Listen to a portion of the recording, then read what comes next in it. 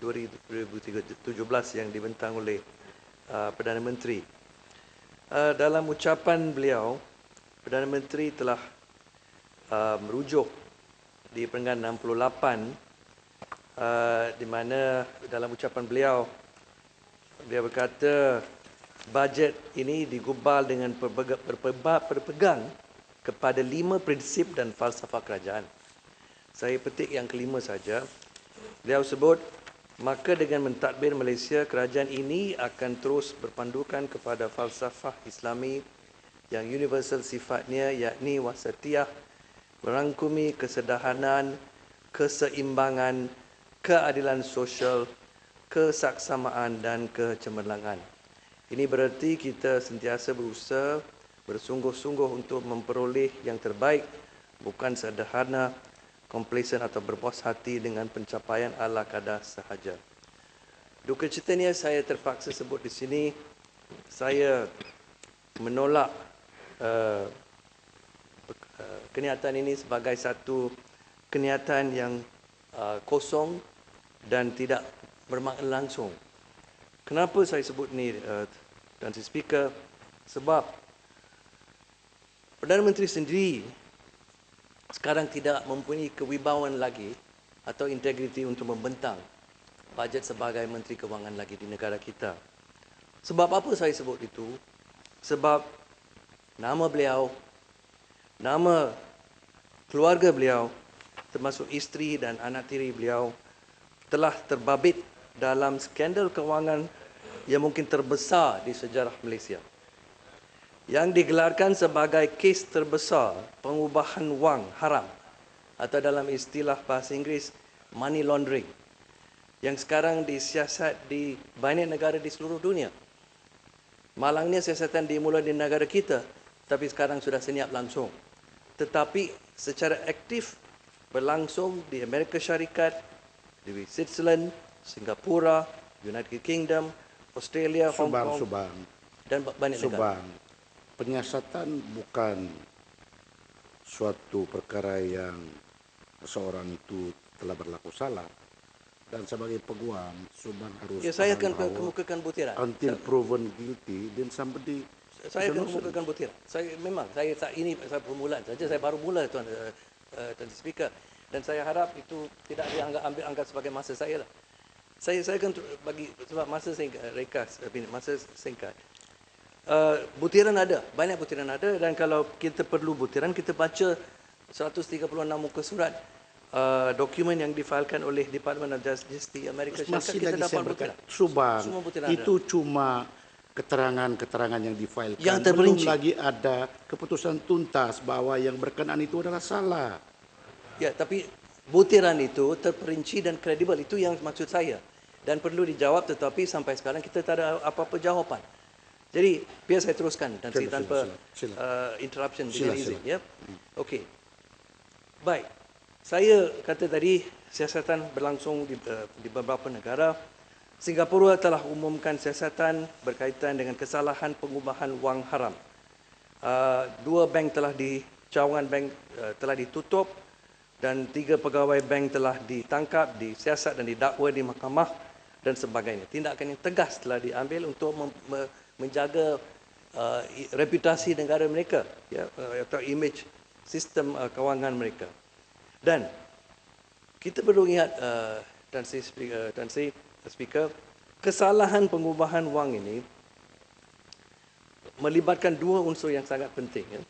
Satu, wang yang terlibat itu ialah wang haram. Maksudnya wang itu mesti dicuri atau diterima daripada aktiviti yang haram macam berjudi ke, penyeludupan ke, rompakan dan macam itu, jual dadah dan sebagainya. Wang itu haram. Yang kedua, unsur yang kedua ialah wang itu dibawa masuk ke dalam sistem kewangan sesebuah negara. Itulah kesalahan itu.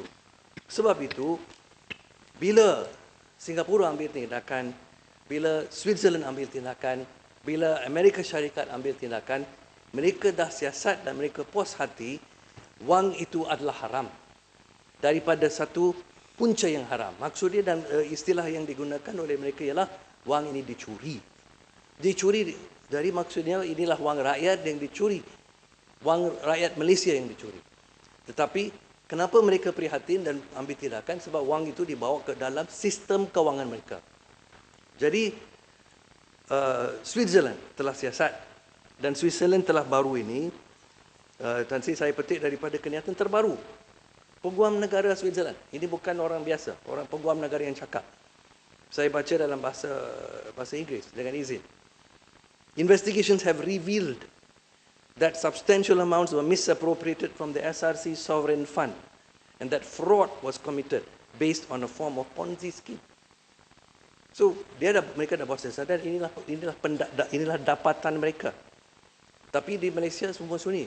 Tak ada apa-apa yang disebut oleh peguam negara, oleh ketua polis negara, SPRM pun sudah senyap. Saya teruskan dengan kenyataan daripada peguam negara Switzerland dalam bahasa Inggeris. Dia kata, on analysing the evidence obtained, dia rujuk pada keterangan, bukti.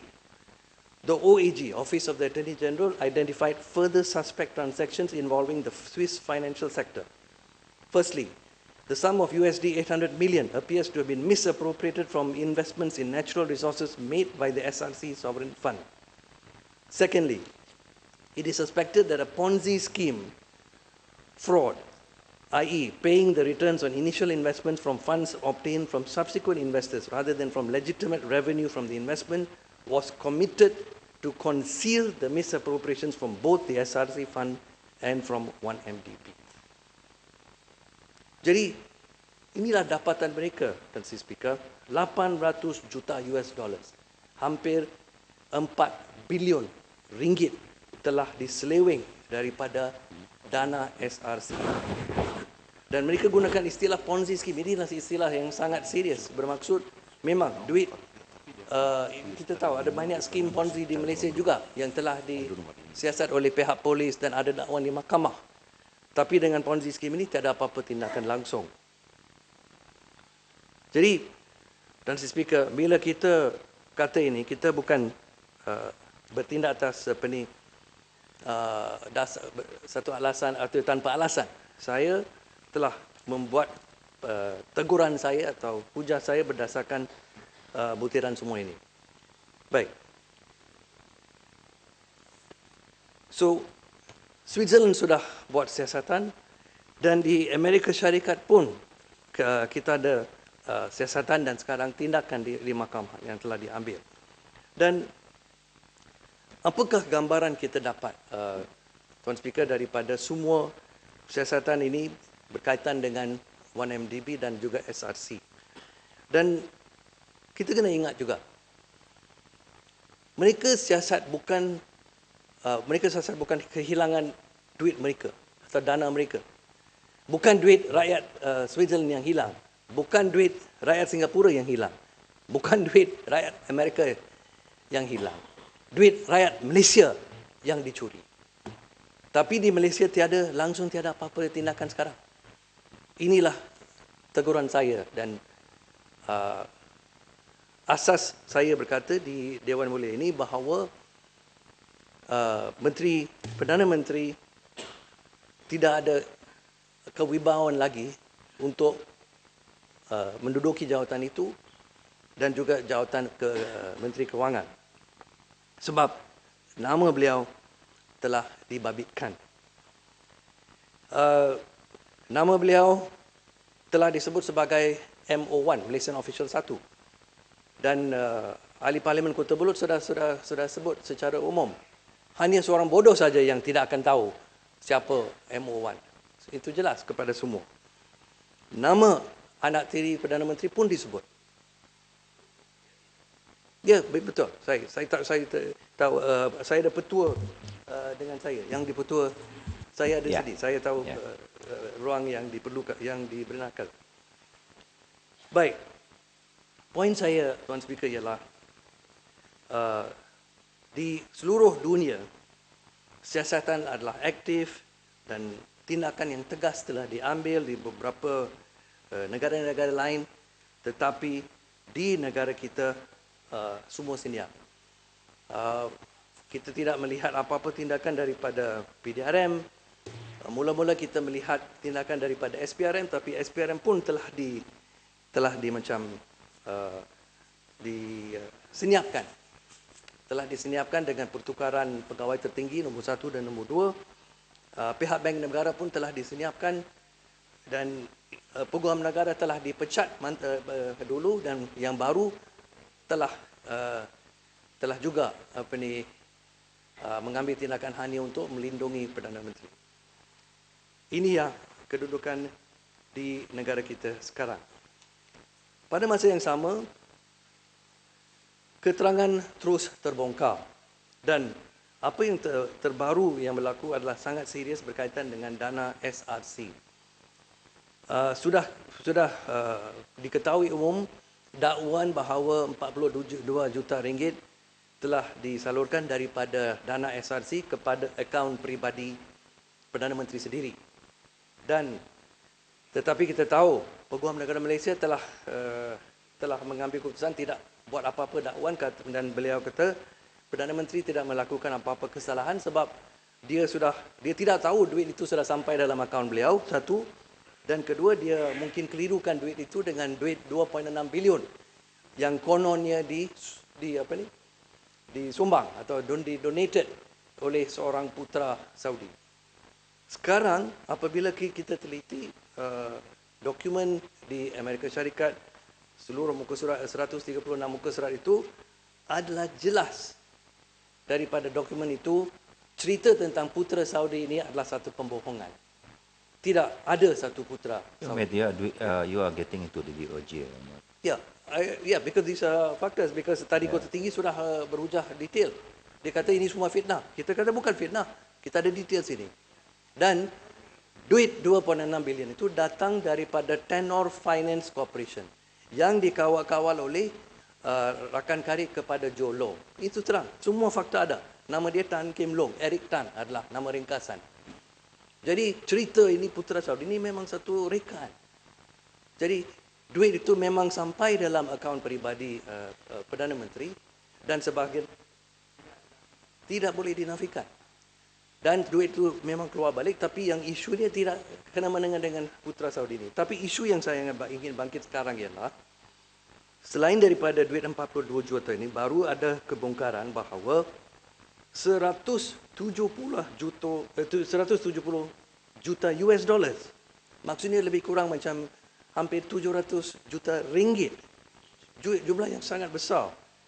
Ini pun, duit ini telah dipindahkan daripada akaun tempatan SRC di sini, di Malaysia, ke akaun syarikat SRC di sebuah bank Swiss bernama Julius Baer di Cawangan, Hong Kong. Muhammad, dan lepas itu dipindahkan. On DOJ, Muhammad. Subjudice on DOJ maknanya tadi. This is nothing to do with DOJ. I can tell you, I can prove it to you. This is nothing to do. This is SRC. Tapi Kita ada sebagian bukti daripada itu, keterangan dalam SRC. DOJ, Muhammad. Ini SRC. This is not 1MDB money. This is SRC money from daripada 4 bilion yang dipinjamkan oleh SRC daripada KWAP, Kumpulan Wang Amanah Pencen, yang sekarang dalam kedudukan terjejas kedudukan kewangannya. Sebab 4 bilion sudah keluar yang mungkin tak boleh bayar balik. Mana duit ni pergi, ini yang saya nak terangkan. Kita ada bukti, ini yang details yang disebut. Yang ini bukan tuduhan kosong, ini tuduhan yang terperinci. Duit 700 juta ringgit dipindahkan daripada akaun SRC di sini ke akaun mereka di Hong Kong, di dalam Swiss bank bernama Julius Baer. Daripada itu dipindahkan ke satu syarikat bernama, ini saya nak sebut, nama syarikat ialah Blackstone Asia Real Estate Partners, dan yang dikawal oleh seorang kawan karib kepada Jolo. Nama itu muncul sekali lagi. Dan Tuan Speaker, perhatikan nama ini. Nama Blackstone digunakan untuk menyamar sebagai satu syarikat. Syarikat memang ada satu syarikat besar bernama Blackstone. Tapi dia pindah ke dalam syarikat Blackstone ini. Lepas itu dipindahkan kepada akaun peribadi Perdana Menteri di akaun M-Bank di Kuala Lumpur. Di November 2012. So, semua ini ada. Sekarang kita tahu. Inilah sebabnya kita kata Perdana Menteri telah nama dia terbabit dalam kecurian terbesar, skandal kewangan terbesar dalam sejarah Malaysia. Dan apa yang memalukan kita ialah jemaah kabinet, jemaah menteri kita semua bisu. Institusi kita telah sekarang tidak boleh ambil tindakan dan ini sekarang menjejaskan kedudukan rakyat Malaysia. Peruntukan untuk pendidikan, peruntukan untuk kesihatan semua telah dikurangkan dalam bajet sekarang.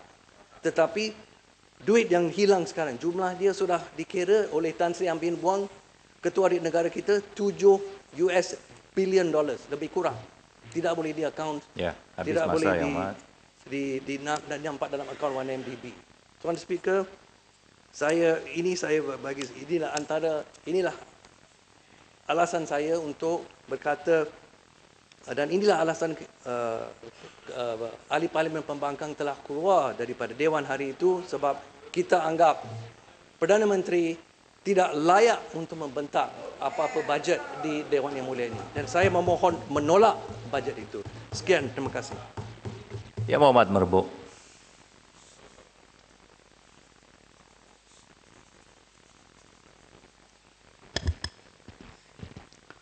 Bismillahirrahmanirrahim. Assalamualaikum warahmatullahi wabarakatuh. Pertama sekali, terima kasih kepada Yang di-Pertua atas peluang yang diberikan untuk saya berucap pada pagi ini. Petang ya Mat. Petang ini. Minta maaf. Bersabit tentang bajet 2017 yang telah disampaikan oleh Yang Amat Berhormat Perdana Menteri kita pada tarikh 21 hari bulan 2016 yang bertemakan menjamin perpaduan dan pertumbuhan ekonomi, berhemah pembelanjaan eksklusif, mensejaharakan kehidupan rakyat Malaysia. Bajet ini merupakan kesinambungan daripada 2016 yang telah dirancang rapi melalui perancangan Malaysia yang ke-11. Di sini saya ingin berterima kasih kepada PM, Perdana Menteri Datuk Najib kerana telah meluluskan projek Jambatan Semeling Merbuk yang dianggapkan sebanyak 52 juta. Pada asasnya, Jambatan Semeling dibina seperti laluan kedua bagi menampung jumlah pengangkutan dari Tanjung Dawai ke Tanjung Sungai Petani, selain daripada laluan utama Bidung ke Sungai Petani. Apabila berlakunya pembangunan pesat di sebelah Tanjung Dawai seperti MRSM, UITM, sekolah-sekolah rendah dan menengah baru, kawasan perumahan baru dan wujudnya zon pelancongan Sungai Batu hingga ke Tanjung Dawai menyebabkan ramai mula berhijrah ke Tanjung Dawai yang mana kawasannya agak tenang dan jarak yang agak dekat dengan bandar Sungai Petani. Akibat daripada peningkatan penduduk ini, laluan alternatif iaitu Jambatan Semeling menjadi pilihan utama di Sungai Petani.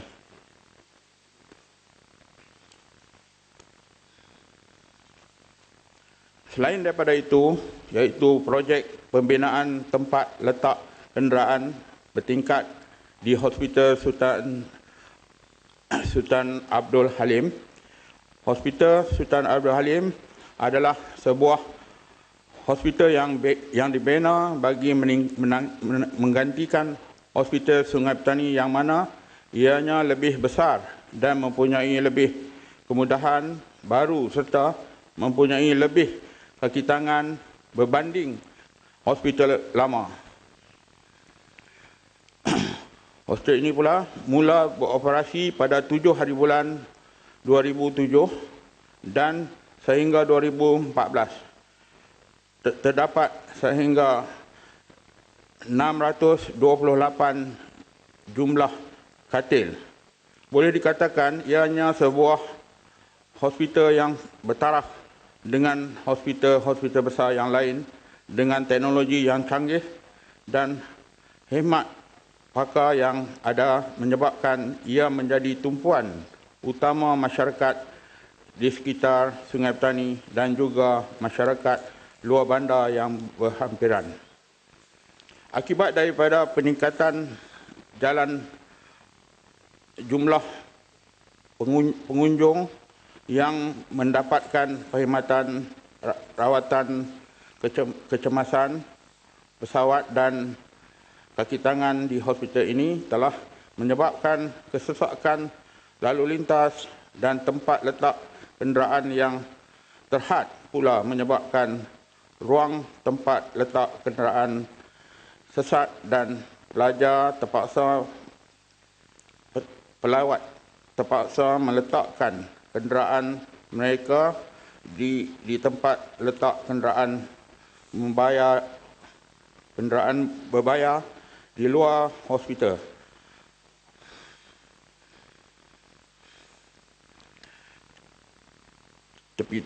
Tepi-tepi jalan utama dan laluan dalam hospital ini dilihat agak berbahaya kerana banyak terjadinya kes jenayah dan kecurian kenderaan. Apa yang saya usulkan di sini merupakan salah satu solusi daripada mengurangkan kesesakan dengan membina sebuah tempat letak kenderaan